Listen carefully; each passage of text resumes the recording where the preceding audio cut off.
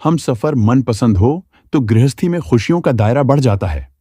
जमाने की नजरों में दीपिका और राजेश भी खुशमिजाज दंपति थे। करीब 8 साल पहले कॉलेज के दिनों में दोनों की मुलाकात हुई थी। पहले उनके बीच दोस्ती हुई, फिर कब वे एक दूसरे के करीब आ गए, इसका उन्हें पता ही नहीं चला। वे सचमुच खुशनसीब होते हैं जिन्हें प्यार की मंजिल मिल जाती है।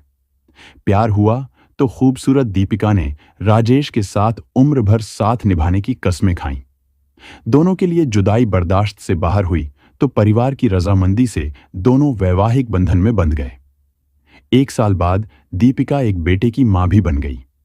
राजेश का परिवार उत्तराखंड की राजधानी देहरादून के रायपुर थाना क्षेत्र स्थित तपोवन एन्क्लेव कॉलोनी में रहता था।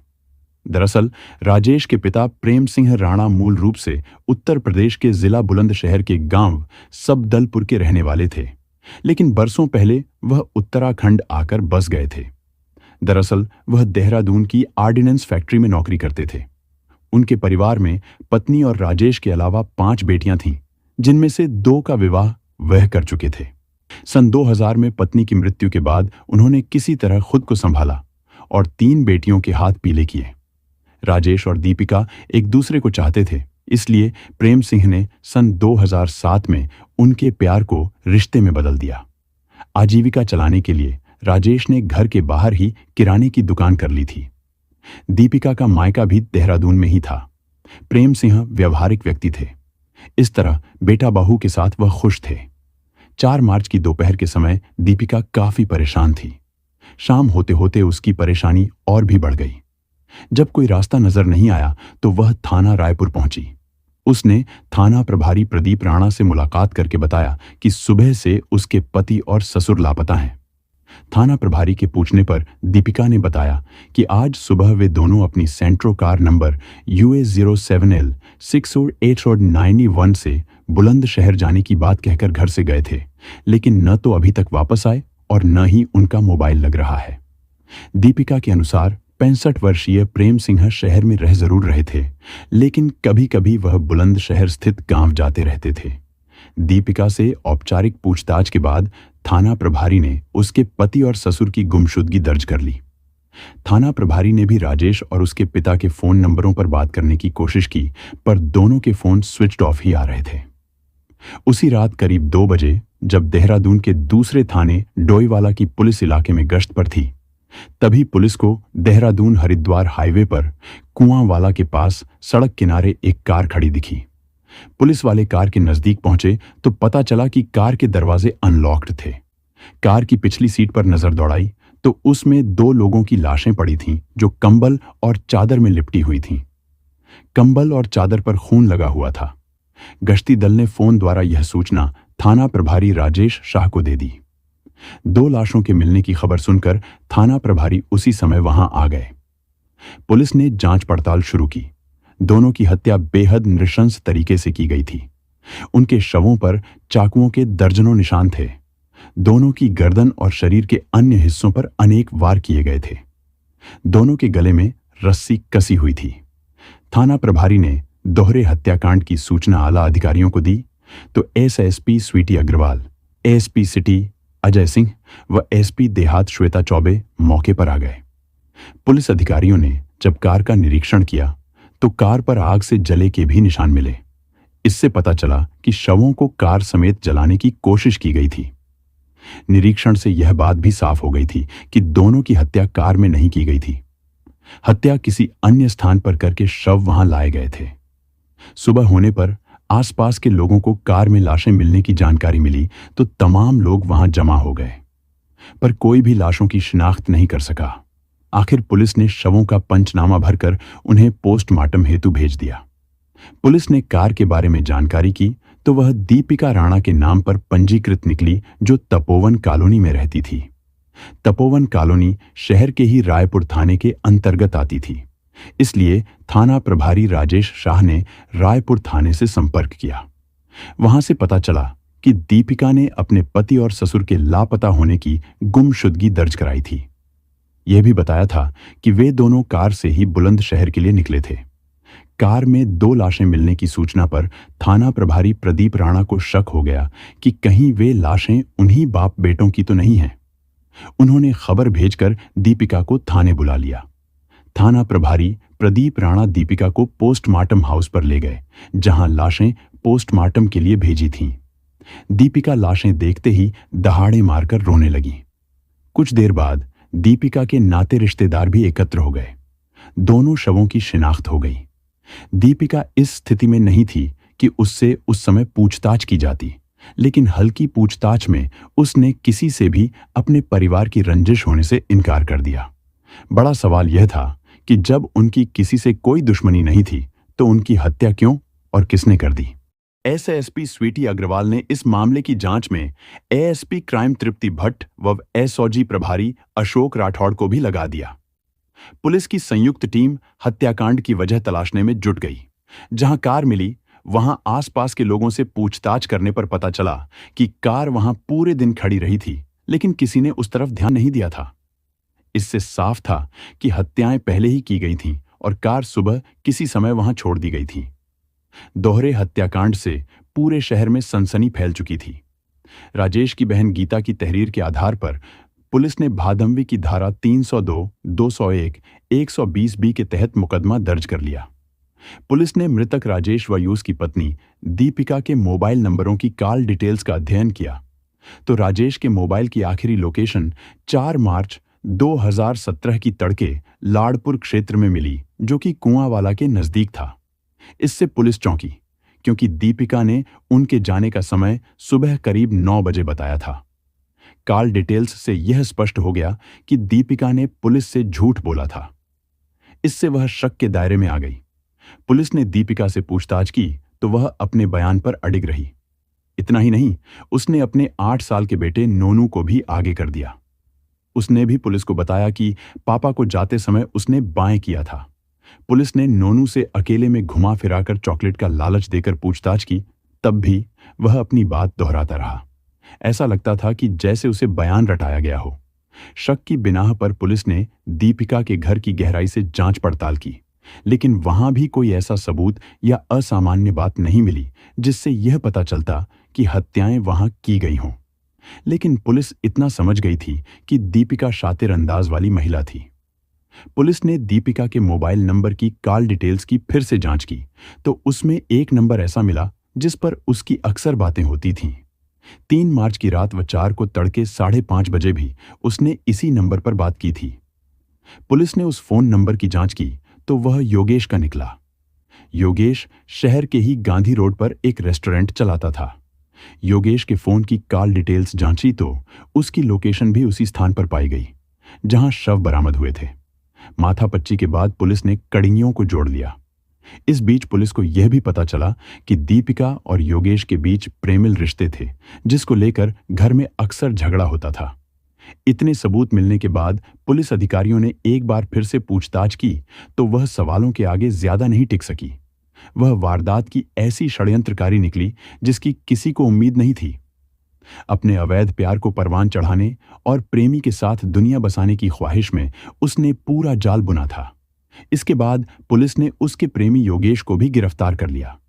दोनों से पूछताछ की गई तो चौंकाने वाली कहानी निकलकर सामने आई। दरअसल राजेश से शादी के बाद दीपिका की जिंदगी आराम से बीत रही थी। दोनों के बीच प्यार भरे विश्वास का मजबूत रिश्ता था। राजेश सीधा साधा युवक था, जबकि दीपिका ठीक इसके उलट तेज तर्रार व फैशन परस्त युवती थी। 2 साल पहले योगेश ने रायपुर स्थित स्पोर्ट्स स्टेडियम में ठेके पर कुछ काम किया था। इस दौरान वह एक गेस्ट हाउस में रहा। वह गेस्ट हाउस राजेश के घर के ठीक पीछे था। योगेश मूल रूप से हरियाणा के करनाल शहर का रहने वाला था और देहरादून में छोटे मोटे ठेकेदारी के काम करता था। वह राजेश की दुकान पर भी आता था। इस नाते दोनों के बीच जान पहचान हो गई थी। दीपिका जब भी छत पर कपड़े सुखाने जाती तो योगेश उसे अपलक निहारा करता था। पहली ही नजर में उसने दीपिका को हासिल करने की ठान ली थी। दीपिका को पाने की चाहत में योगेश ने धीरे धीरे राजेश से दोस्ती गांठ ली। दोस्ती मजबूत होने पर वह उसके घर भी जाने लगा। इस दौरान उसकी मुलाकात दीपिका से भी हुई। कुछ दिनों में ही दीपिका ने योगेश की आंखों में अपने लिए चाहत देख ली। दोनों के बीच दोस्ती हो गई और वे मोबाइल पर बातें करने लगे। राजेश को पता नहीं था कि जिस दोस्त पर वह आंख मूंद कर विश्वास करता है, वह आस्तीन का सांप बनकर उसके घर की इज्जत तार तार करने की शुरुआत कर रहा है। जब दीपिका योगेश के आकर्षण में बंध गई तो दोनों ने अपने रिश्ते को प्यार का नाम दे दिया। अब दीपिका बहाने से घर से बाहर जाती और योगेश के साथ घूमती। इस बीच योगेश ने तहसील चौक के पास अपना रेस्टोरेंट खोल लिया और खुद गोविंदगढ़ में रहने लगा। दीपिका पति को धोखा देकर योगेश के सपने देखने लगी। एक वक्त ऐसा भी आया जब उनके बीच मर्यादा की दीवार गिर गई। इसके बाद तो जब कभी राजेश व प्रेम सिंह बाहर होते तो वह योगेश के साथ अपना समय बिताती। राजेश को पता ही नहीं था कि उसकी पत्नी उससे बेवफाई करके क्या गुल खिला रही है। अपने नाजायज रिश्ते को प्यार का नाम देकर योगेश व दीपिका साथ जीने मरने की कस्में खाने लगे। दोनों के रिश्ते भला कब तक छिपते। आखिर एक दिन राजेश के सामने यह राज उजागर हो ही गया। उसने अपने ही घर में दोनों को आपत्तिजनक स्थिति में देख लिया। पत्नी की बेवफाई पर राजेश को गुस्सा आ गया। उसने दीपिका की पिटाई कर दी और योगेश को भी खरी-खोटी सुनाकर अपनी पत्नी से दूर रहने की हिदायत दी। कुछ दिन तो सब ठीक रहा, लेकिन बाद में दोनों ने फिर से गुपचुप ढंग से मिलना शुरू कर दिया। पर राजेश से कोई बात छिपी नहीं रही। नतीजतन इन बातों को लेकर घर में आए दिन झगड़ा होने लगा। दीपिका चाहती थी कि उस पर किसी तरह की बंदिश न हो और वह प्रेमी के साथ खुलकर जिंदगी जी। वह ढीठ हो चुकी थी। अपनी गलती मानने के बजाय वह पति से बहस करती। राजेश अपना घर बर्बाद होते नहीं देखना चाहता था, लिहाजा वह समय समय पर परिवार और बच्चे का वास्ता देकर दीपिका को समझाने की कोशिश करता। पर उसके दिमाग में पति की बात नहीं धंसती, बल्कि एक दिन तो बेशर्मी दिखाते हुए उसने पति से कह दिया, मेरे पास एक रास्ता है कि तुम मुझे तलाक देकर आजाद कर दो, फिर तुम्हें कोई दिक्कत नहीं होगी। राजेश को पत्नी से ऐसी उम्मीद नहीं थी। वह सारी हदों को लांघ गई थी। उसकी बात सुनकर उसे गुस्सा आ गया तो उसने दीपिका की पिटाई कर दी। दीपिका राह से इतना भटक चुकी थी कि वह राजेश को भूलकर योगेश से जुनून की हद तक प्यार करती थी। कई दौर ऐसे आए जब उसने योगेश को नकद रुपए भी दिए। यह रकम 2.5 लाख तक पहुंच चुकी थी। राजेश मानसिक तनाव से गुजर रहा था। वह इस कदर परेशान हो गया कि उसने तलाक की बात मान लेने में ही भलाई समझी। दोनों तैयार हुए, लेकिन बेटे को लेकर बात अटक गई। राजेश बेटे को अपने साथ रखना चाहता था, जबकि दीपिका उसे देने को भी तैयार नहीं थी। कभी कभी राजेश गुस्से में उसकी पिटाई भी कर देता था। अपनी पिटाई की बात दीपिका जब योगेश को बताती तो योगेश गुस्से में तिलमिला कर रह जाता था।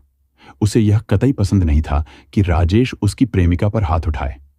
रिश्तों की कड़वाहट इस हद तक बढ़ गई कि दीपिका अपने बेटे के साथ बेडरूम में सोती थी, जबकि राजेश ड्राइंग रूम में सोता था। दीपिका अपना आचरण बदलने को तैयार नहीं थी और राजेश उसकी शर्तों पर तलाक नहीं देना चाहता था। रिश्तों में नफरत भर चुकी थी। दीपिका तो विवेकहीन हो चुकी थी। वह अब हर सूरत में हमेशा के लिए योगेश की होना चाहती थी। योगेश भी इन बातों से परेशान हो गया था। राजेश के रहते यह संभव नहीं था, इसलिए दोनों ने राजेश को रास्ते से हटाने का खतरनाक फैसला कर लिया। यह काम राजेश के अकेले के वश का नहीं था। उसके रेस्टोरेंट पर पप्पू व डब्बू नामक 2 युवक अक्सर आते रहते थे। वे दोनों दबंग प्रवृत्ति के थे और पश्चिमी उत्तर प्रदेश के रहने वाले थे। उनके बारे में वह ज्यादा नहीं जानता था। उसे वे काम के मोहरे नजर आए। योजना के अनुसार योगेश ने बहुत जल्द उनसे दोस्ताना रिश्ते बना लिए। एक दिन बातों बातों में योगेश ने कहा, तुम दोनों को लखपति बनाने का एक प्लान है मेरे पास। क्या? पप्पू ने उत्सुकता से पूछा। मेरे लिए तुम्हें एक काम करना होगा, जिसके बदले में तुम्हें 5 लाख रुपए मिलेंगे। कहने के साथ ही योगेश ने उन्हें अपने मन की बात बता दी। पैसों के लालच में दोनों हत्या में उसका साथ देने को तैयार हो गए। अगले दिन उसने दीपिका से बात की और उससे 50,000 रुपए लेकर बतौर पेशगी दोनों को दे दिए। इसके बाद दीपिका व योगेश उचित मौके की तलाश में रहने लगे। उन्होंने 3 मार्च 2017 की रात हत्या करना तय कर लिया। उस रात प्रेम सिंह अपने कमरे में और राजेश ड्राइंग रूम में नींद के आगोश में थे, लेकिन दीपिका की आंखों से नींद कोसों दूर थी। योगेश ने दीपिका को फोन किया तो उसने अपने घर का पिछला दरवाजा खोल दिया। फिर रात तकरीबन 12 बजे के बाद घर के पिछले दरवाजे से पप्पू डब्बू के साथ योगेश घर में दाखिल हुआ। दीपिका तीनों को ड्राइंग रूम तक ले गई। वे अपने साथ गला दबाने के लिए रस्सी भी लाए थे। राजेश उस वक्त गहरी नींद में था। पप्पू व डब्बू राजेश के गले में रस्सी डाल रहे थे कि उसकी आंख खुल गई। मौत का एहसास होते ही वह बचाव के लिए उनसे उलझ गया, लेकिन उन सभी ने उसे दबोच लिया। इस बीच दीपिका ने रसोई में से 2 चाकू लाकर उन्हें दे दिए। उन्होंने पहले रस्सी से उसका गला दबाया, इसके बाद चाकुओं से ताबड़तोड़ वार किए। दीपिका ने उसके पैर पकड़ लिए थे। योगेश के मन में राजेश के प्रति इसलिए नफरत थी क्योंकि वह दीपिका को पीटता था, इसलिए उसने उसके शरीर पर सबसे ज्यादा वार किए। इस बीच आवाज सुनकर दूसरे कमरे में सो रहे राजेश के पिता प्रेम सिंह वहां आ गए। अपनी आंखों से मौत का नजारा देखकर उनके पैरों तले से जमीन खिसक गई। प्रेम सिंह को देखकर सभी के चेहरों पर हवाइयां उड़ गईं। उनका इरादा प्रेम सिंह की हत्या का नहीं था। चूंकि उन्होंने राजेश की हत्या करते देख लिया था, इसलिए उनकी भी हत्या का फैसला कर लिया। उन्होंने मिलकर प्रेम सिंह को दबोच लिया और चाकुओं से ताबड़तोड़ प्रहार करके उनकी भी हत्या कर दी। पति व ससुर की सांसों की डोर टूटने से दीपिका खुश हुई। इसके बाद पप्पू व डब्बू वहां से चले गए। फिर दीपिका व योगेश ने मिलकर खून साफ किया और दोनों लाशों को चादर व कंबल में बांधकर कार में रख दिया। योगेश ने चाकू और राजेश का मोबाइल भी रख लिया। तड़के वह कार लेकर वहां से चला गया। रास्ते में लाडपुर के जंगल में उसने सारा सामान फेंक दिया। इससे पहले उसने मोबाइल स्विच ऑफ कर दिया था। कार उसने कुंगावाला में सड़क किनारे छोड़ दी। उसने कपड़े से कार में आग लगाने की कोशिश भी की थी, लेकिन कामयाब नहीं हो सका और इस प्रयास में वह खुद भी जल गया था। इसके बाद उसने फोन करके दीपिका को लाशों को ठिकाने लगाने की जानकारी दे दी और अपने घर चला गया। योजना के अनुसार दीपिका ने अपने मासूम बेटे को अच्छे से रटवा दिया था कि कोई भी पूछे तो बताना है कि उसने पापा को जाते हुए बाएं किया था। शाम ढले दीपिका ने पति व ससुर के बुलंदशहर जाने की झूठी कहानी गढ़कर उनकी गुमशुदगी दर्ज करा दी। अपने घर को भी उसने पूरी तरह दुरुस्त कर दिया था। यह काम इतनी सफाई से किया था कि घर की तलाशी लेने पर पुलिस भी वहां से कोई सबूत नहीं जुटा पाई। योगेश की निशानदेही पर पुलिस ने खून से सने चाकू और सोफा के कवर बरामद कर लिए।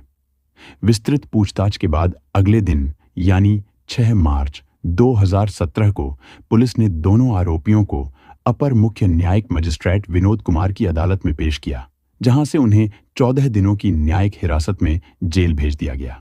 दीपिका ने बेलगाम ख्वाहिश के चलते प्रेमी के साथ अलग दुनिया बसाने का ख्वाब पूरा करने के लिए जो रास्ता चुना, वह सरासर गलत था।